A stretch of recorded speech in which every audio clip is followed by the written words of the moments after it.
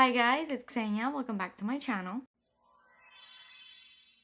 So today's video is going to be a little bit different. Today I am going onto the Sephora website and I'm looking at their bestsellers list. They have basically like a bestseller category for all of their different products. Like they have one for makeup, for hair products, skincare, and everything like that. And then of course there's a category for fragrance.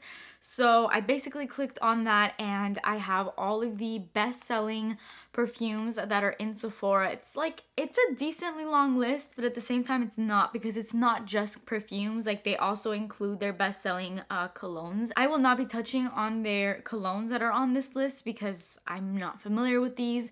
I mean, I am familiar with Dior Sauvage. My husband uses that and it is a really nice fragrance, but I can't really say much more beyond that. So we are going to focus on the actual female perfumes. I'm not going to be going through every single perfume on this list. This is going to be part 1. I do plan on making a part 2 of this video, so let me know if I didn't cover any of the fragrances that are on this list that you want me to cover, if I should make a part 2. Let me know in the comments. Before we get into this video, I do just want to say this is not my original idea. I did get inspired by Karina Waldron here on YouTube because I was watching one of her newest videos and she was basically ranking the Sephora bestsellers, most popular fragrances, and I thought it was really interesting because I think if you're just starting out with fragrance and you don't know, you can go onto this bestseller list. Like if you want to find a fragrance that is popular and it's mass appealing and it's kind of an easy blind buy, I feel like if a fragrance is on this bestsellers list, it kind of automatically feels like it will be a pretty good blind buy considering so many people love it. Anyways, without further ado, before we get into this video, please subscribe to my channel if you have not already and turn your post notifications on, and let's get started. So obviously, I don't have like every single one of the fragrances that are on this list. I do have a good majority of them, and then some of them I do not own currently, but I have smelled, so I can still give my opinion on them, and then there's some that I just haven't smelled at all. So I'm gonna let you guys know. So the first fragrance that comes up on this list is actually not a actual perfume. It is a body spray, and that is the Sol de Janeiro Brazilian Crush Cheirosa 68, the I think it's called Beija Flor fragrance. Now let me talk about this fragrance because I have not yet spoken on it and I have tried it. So I don't actually own the fragrance mist, but I did pick up the body cream version of it. This is the Beija Flor Elastic Cream. It's kind of made to boost elasticity, replenish, and plump. So it's kind of like along the same lines as the Boom Boom Cream. It's just a different scent. This is what it looks like. I love the pink color. The body spray is in the same light pink color. Smells so delicious. The cream obviously smells exactly like the body spray, and I can tell you guys 100% that this and the body spray smell basically exactly like Baccarat Rouge. If you don't want to spend the $350 on this scent, get this. I have tried so many dupes to Baccarat Rouge, and I'm telling you, this is like by far one of the closest dupes ever to it, and I don't even think it was intended to be a dupe. I mean, it probably was, but obviously they're not stating that it's a dupe. They smell identical to me, identical, down to like the same amount of sweetness that they both have. It's so similar. I actually bought the cream and not the mist because I had the perfume, so I didn't feel like I needed the mist. I may at some point pick it up, but I more so wanted to get the cream so that I can just layer the cream and then the perfume. This is already a really long lasting scent, so it's not like I need to like layer it, but if I really want to enhance the scent and I really want to smell like it all over, that's why I got the cream. As far as my ranking on this scent, I would definitely give it a 10 out of 10 because I give Baccarat Rouge a 10 out of 10 and I love that scent. And it's also 20 bucks and it does last a long time. At least this. I don't know much about the lasting power of the body spray, but in my experience, pretty much every single one of the Sol de Janeiro body sprays that I own from there, they last a really, really long time. Like they almost perform like actual perfumes. They're a lot more elevated than a typical body spray that you would get from, say, like Bath and Body Works. They just offer a lot more luxury and they offer almost like a realistic perfumey scent at a body spray price. The next fragrance that is on this list is Chanel Chance Eau Tendre, the Eau de Toilette. I do own the Eau Tendre Eau de Parfum. I'm not really sure what the difference is between the two, although I'm more than sure that I have smelled the Eau de Toilette version when I was trying to pick this scent up, and then ultimately I just decided to go with the Eau de Parfum because it was just a lot stronger. From the research that I have done to try to figure out what the differentiation is between the EDP and the EDT, EDT. It seems like the eau de parfum is a little bit more floral focused. It's still very, very fresh, but there is a bit of a heavier rose and jasmine aspect, whereas in the EDT, you get a lot more of that fresh aspect with a little bit of powderiness to it, and the citrus notes are a lot more prominent in the EDT. But I will mention that if you scroll down a little bit more on this best-selling list, the EDP version is also on here. So I guess it just kind of depends on what route you want to take, but overall they smell very, very similar in my opinion. They're both really like fresh scents, like overly fresh scents. It is like a modern fresh scent, and a lot of people have said that this is like a really highly complimented scent. This is basically like that clean girl aesthetic in a fragrance form. If you want to smell just fresh and clean and like you just came out of the shower, just not too complex, that is what this scent is. As far as my ranking on this scent, both the EDT and the EDP, I would probably give it like a 7 out of 10. Definitely not a 10 out of 10 for me, just because although I think it's a nice scent, okay, I'm not like coming for the scent, I think it's a really nice scent overall, but it's just not my usual taste in perfumes. Sometimes I do really like fresh perfumes, but that have a little bit more to them, and I don't think that this one does, especially for the price point. It's like $146 if you want to buy the full size of this. And I just think that there is much better fresh type of scents on the market. Actually, I changed my mind. I would actually give it a 6 out of 10 because I just realized, and I don't know how I almost forgot, but there is a huge downside to this perfume in the eau de toilette and the eau de parfum, and that is that they do not last. They do not last more than an hour, and that's even pushing it. They are just so fresh to the extent where it just like evaporates off of your skin in like 15 minutes, at least on my skin. It might be different with you. I know that some people have had really good experiences with it. I guess it's just one to try out for yourself, but in my personal opinion, I would give both the EDP and the EDT a 6 out of 10 if I had to rank. Also on this list, I guess people really like the Chanel Chance fragrances that are in these bottles, but this is also featured on the best-selling list. This is the Chanel Chance Eau Fraiche perfume in the eau de toilette version, which I have right here. I picked this up a long time ago. I will say this one's a little bit more right up my alley as far as a fresh scent goes, because this one's more of like a pink fresh scent, I guess, like think pink rose, like watery jasmine type of scents. That's what this one is. Very like aquatic. This one's a lot more citrusy, a lot more woody. This also has a lot more of a masculine element to it. Like it's almost a unisex fragrance because of how fresh it is. It actually has teak wood, which if you guys know anything about mahogany teak wood, the candle, the very, very famous candle from Bath and Body Works, and you know that like Abercrombie type of scent, you know, when you walk into Abercrombie, it's like that overwhelming like cologne type of scent. That's kind of like what this one has going on in it, so that's why it gives off like that masculine unisex vibe. It is very, very citrusy, like extremely citrusy. I don't really even notice any florals in here, like just citrus and woodiness.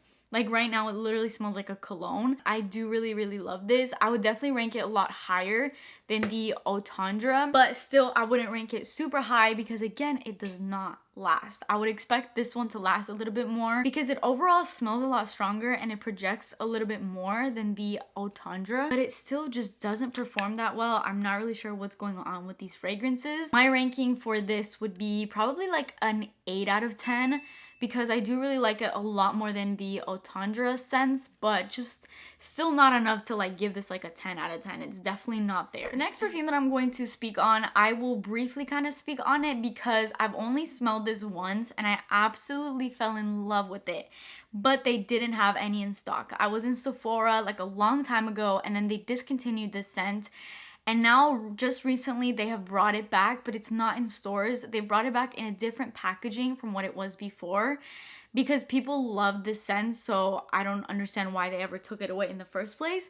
This is Kilian Princess. I am so interested to pick this scent up. In fact, I might at some point pick this up because I just remember the first time I ever smelled this in Sephora. I smelled a tester of it.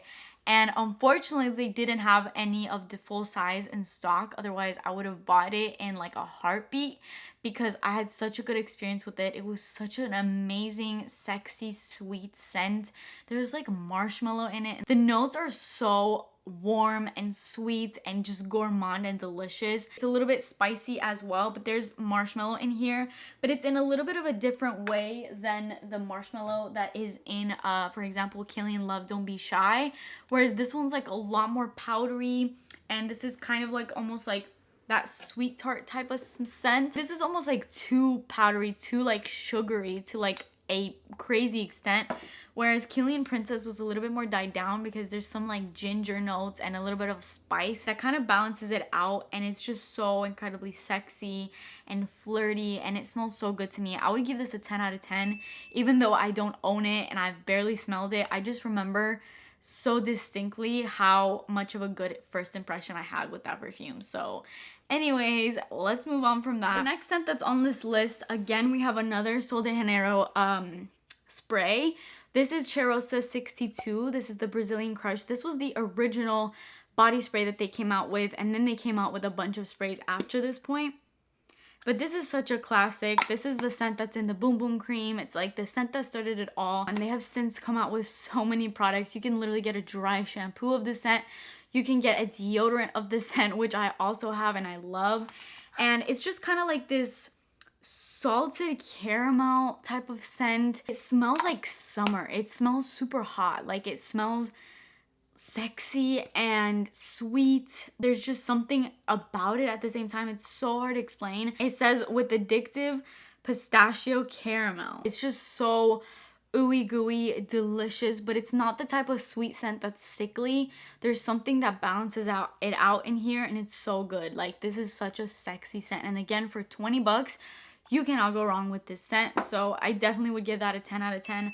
I haven't used it in a minute because so many other products have come out since that point, but that's a classic. Like, I can never forget about that. All right, I'm briefly gonna touch on Coco Mademoiselle because I'm definitely not shocked that is in this list. Here's Coco Mademoiselle. I've been talking a lot about this scent in my past few videos, like past few recent videos, I feel like, mostly because I've been saying how much I don't really love this fragrance. I'm not really gonna go into detail because I've been speaking out about it, but my ranking of this is 5 out of 10.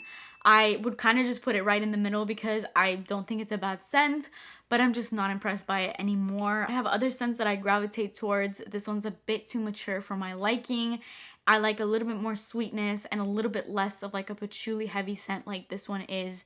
It's just a little too serious for me at the moment. I think that there's a time and a place for this scent, but I just go for other perfumes rather than like going for this. I keep it in my collection because I have so much nostalgia for that scent, so I don't know if I would ever really get rid of it because every time that I smell it, it reminds me of my mom, because my mom, this is like, she doesn't really use it anymore, but this was like her signature scent for like 10 years straight. Like, she loves Coco Mademoiselle. The next scent, super happy to see on this list because this is one of my all-time favorite perfumes. Excuse my actual bald spots that I have on the side of my head.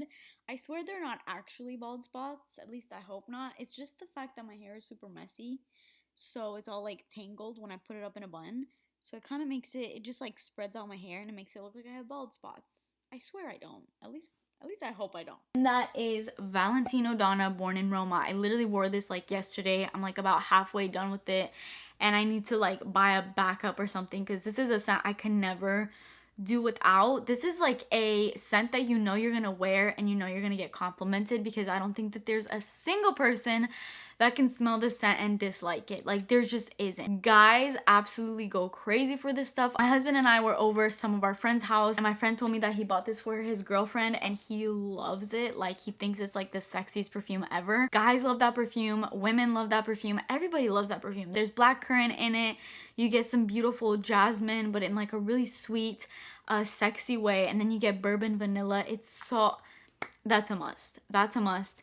If you are starting out with perfumes and you need like one perfume and you don't know where to go because there's so many options, go for Valentino Donna Born in Roma. That's a 10 out of 10, like, no question about it. Next on this list, another no-brainer. I knew it would be on here, YSL Libre. I wore this a couple days ago to a baby shower, and I hadn't worn this for a minute, and I was like, why have I not been wearing this?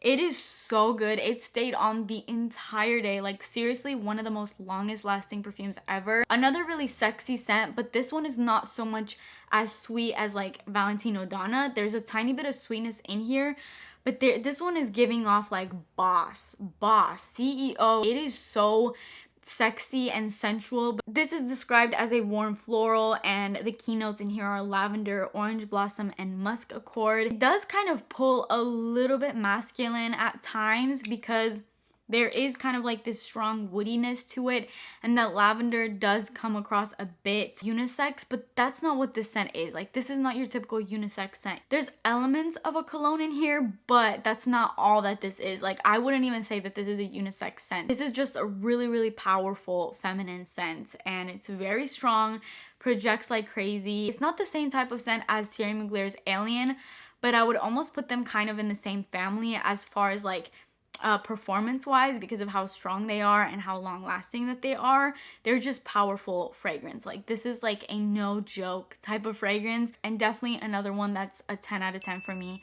Definitely one I need to revisit more because I love it. Another one on this list, obviously this is on here, this is super popular, Black Opium, YSL Black Opium. I don't know where it is exactly right now, but Black Opium, I would give it like a 7 out of 10. I don't like it when people bash on Black Opium because I have never thought that it was a bad scent. It's just that I have found perfumes personally that I like more. So it's not in like my top highest ranking perfumes in my opinion, at least. It's a warm, sweet, gourmand scent with some florals and predominantly like a coffee scent that comes out really, really sexy and sweet. It's kind of like a clubbing, going out type of scent, and another one that will garner you a lot of compliments just because of how mass appealing it is. But again, like I said, would give it a 7 out of 10 just because I have used it and I'm kind of over it right now. Maybe I'll revisit it again and I might like re-fall in love with it, but for now I'm kind of done with Black Opium. It's still in my collection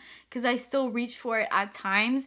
It's just not like super high right now. As you can tell, I have so many perfumes, so there's other perfumes that I reach for before I ever go to Black Opium. The next perfume on this list is Kilian Love Don't Be Shy. I like this perfume, almost nearing to love this perfume. I don't know if I'm like head over heels. I don't think that this would be in like my top 10 perfumes category, but I do find it really, really sexy, and this is definitely not for anybody other than sweet lovers. And when I say sweet lover, I mean you gotta be a sweet lover to the point where you like sugar like straight up, because that's exactly what this is. This smells like powdered sweet tarts, like sweet marshmallow. So insanely sweet. It kind of became famous because people were speculating that this was the scent that Rihanna used, and people always say that Rihanna smells like heaven. So this scent was sold out for a good while there. I would rate this probably like a 7.5 out of 10. I don't want to give this a 10 out of 10 just because for the amount of money that this is like $350. I don't think that it's worth $350. I really don't.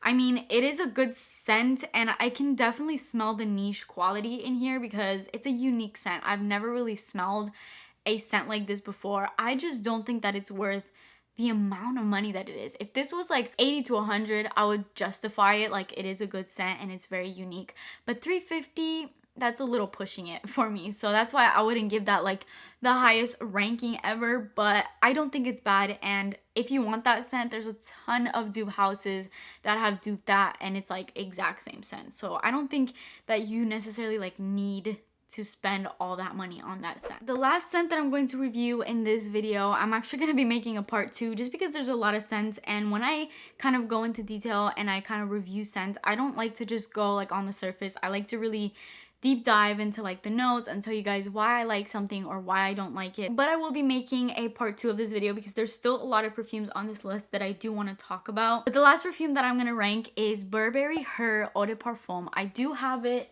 somewhere. Again, I have no idea where it is right now, so I'm not gonna get it. But Burberry Her basically smells like the strawberry, more berry fruity version of Baccarat Rouge.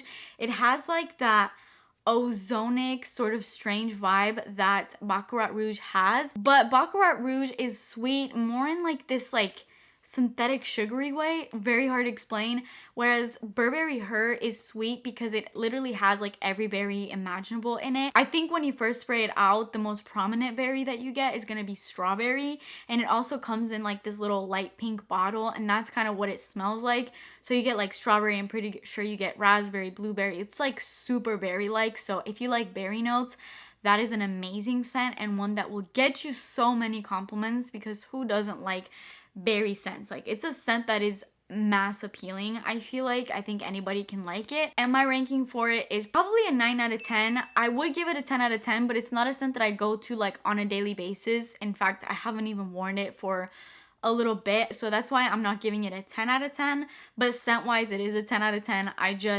I don't know, I haven't been gravitating towards it lately. Like I said, if you like the scent profile of Baccarat Rouge, or even if you don't, I think Burberry Her just offers a little bit more that you might like. Alright, so that is it for this video. I hope you guys enjoyed it. Let me know if you want the part 2, because there's still a good amount of fragrances on this list that I want to talk about, and maybe you guys are curious on how I feel about them and how I would rank them.